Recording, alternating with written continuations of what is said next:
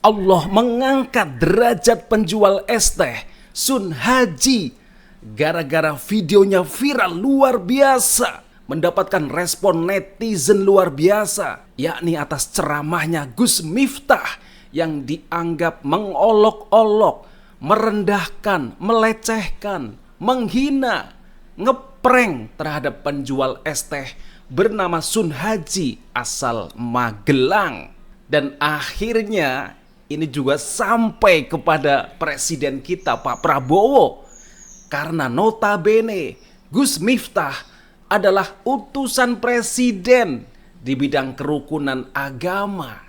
Memang menjadi pertanyaan, kenapa utusan presiden yang harusnya menjadi teladan, menjadi contoh untuk kerukunan beragama, tetapi justru membuat kontroversi, membuat netizen, umat menjadi pro dan kontra, bikin gaduh luar biasa di tengah-tengah masyarakat, apalagi di media sosial. Hampir semua netizen, konten kreator itu membahas soal es teh. Tentu saja mengkritik pedas terhadap sikap, perkataan, perilaku Gus Miftah. Ya, coba saya akan melihat dari dua sisi. Pertama, dari sisi Pak Sun Haji sebagai penjual es teh. Saya memang melihat bagaimana profil Pak Sun Haji. Orangnya sepertinya taat beragama, sudah cukup usia. Nah, ini yang disayangkan. Apakah mungkin Gus Miftah tidak melihat wajah dari Pak Sun Haji yang tentu secara usia lebih tua dibandingkan Gus Miftah? Memang yang membuat kita miris, dan barangkali kita juga kalau mendengar kata-kata itu, atau kalau kita dikatakan seperti itu, bakal sakit hati luar biasa. Ada kata-kata yang namanya, mohon maaf, goblok. Itulah yang sebenarnya sudah merendahkan martabat secara kemanusiaan. Ya, memang kita melihat Gus Miftah dalam ceramah-ceramahnya selalu diisi dengan candaan-candaan dan selalu dengan memang kata-kata kasar. Termasuk tadi, kata-kata tadi juga sering meluncur. Cuma saya melihatnya momentumnya ini tidak tepat. Pertama kita melihat Pak Sun Haji. Beliau baru datang. Es teh sama sekali belum terjual. Masih banyak stoknya. Dan saya yakin Pak Sun Haji juga mendengar kata-kata Gus Miftah. Dan memang ketika diwawancara, apakah Pak Sun Haji itu sakit hati? Ya benar, ada perasaan yang terdalam sakit memang. Mungkin harapan Pak Sun Haji, es tehnya itu akan diborong oleh Gus Miftah. Tak taunya hanya ngeprank, bahkan dikatai goblok. Itu yang mungkin menyakitkan. Tetapi sekali lagi saya melihat Pak Sun Haji akhirnya ikhlas betul dan memaafkan Gus Miftah. Mereka berdua sudah berangkulan saling memaafkan. Ya, saya melihat Pak Sun Haji luar biasa. Karena mungkin ia menyadari beliau itu siapa dan Gus Miftah itu siapa. Barangkali juga tahu bagaimana model ceramah-ceramah Gus Miftah. Nah, akhirnya Pak Sun Haji juga memaafkan. Meskipun juga dengan rasa sakit hati yang terdalam.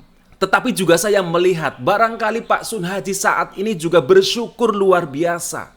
Itulah cara Allah untuk mengangkat derajatnya. Bayangkan ketika video ini viral luar biasa, bahkan direspon oleh Pak Prabowo, oleh semua kalangan.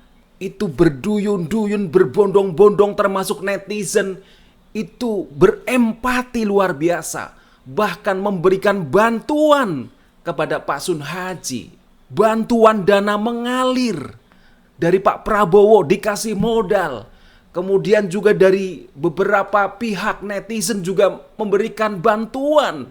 Dan ada hadiah umroh dari salah satu ustadz. Luar biasa, dan barangkali ke depan itu akan banyak mengalir bantuan demi bantuan sebagai bentuk empati dan peduli terhadap Pak Sun Haji yang dianggap sudah dilecehkan, direndahkan oleh Gus Miftah. Nah, ini kalau dari sisi Pak Sun Haji. Meskipun ada rasa sakit hati, dihina, dilecehkan, tetapi beliau tetap bersyukur atas karunia, atas derajat yang sudah diberikan oleh Allah Subhanahu wa Ta'ala.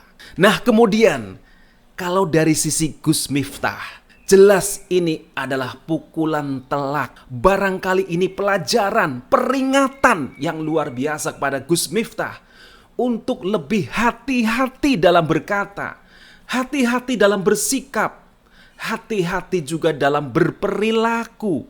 Karena beliau adalah public figure yang mungkin selama ini di hadapan jamaahnya, di hadapan komunitasnya aman-aman saja. Karena dianggap itu candaan, lucu-lucuan, biar gayeng ceramahnya. Itu yang menjadi ciri khas Gus Miftah. Dengan kata-kata kasar, dengan kata-kata lelucon dan lain sebagainya. Ya, saya tidak sampai kepada apakah Gus Miftah akan direndahkan, akan diturunkan derajatnya. Ya, tentu kita akan melihat ke depannya. Apakah Gus Miftah akan berubah, akan bertaubat, meminta maaf kepada siapapun yang selama ini merasa dihina oleh Gus Miftah dengan kata-kata yang mungkin sebenarnya tidak disengaja.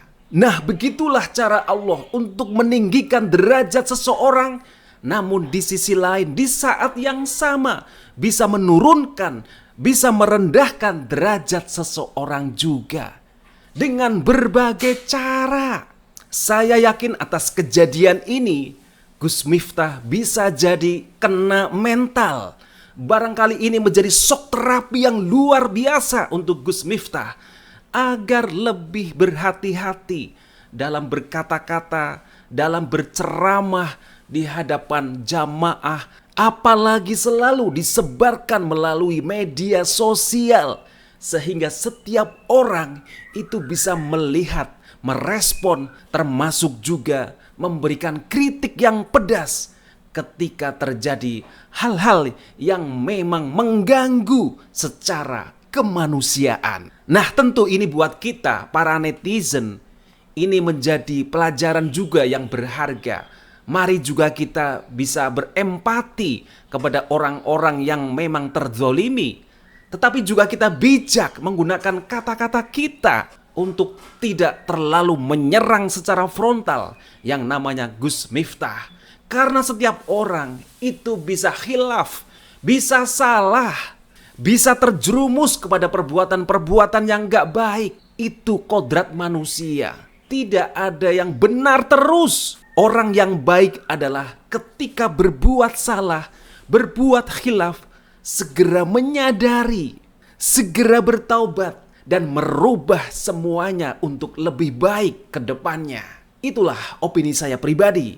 Terima kasih dan sampai jumpa.